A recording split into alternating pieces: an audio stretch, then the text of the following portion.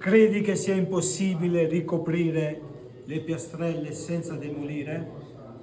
E invece no. La piastrella la inizio a coltivare. Guardate. Potete andare direttamente sulla piastrella lucida, non c'è problema.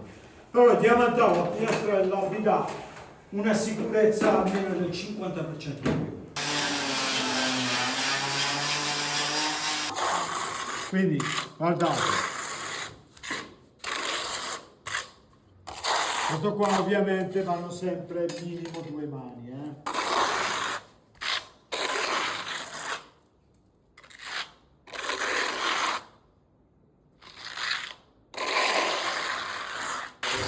Solo in meno se non ti diventa duro come un cemento.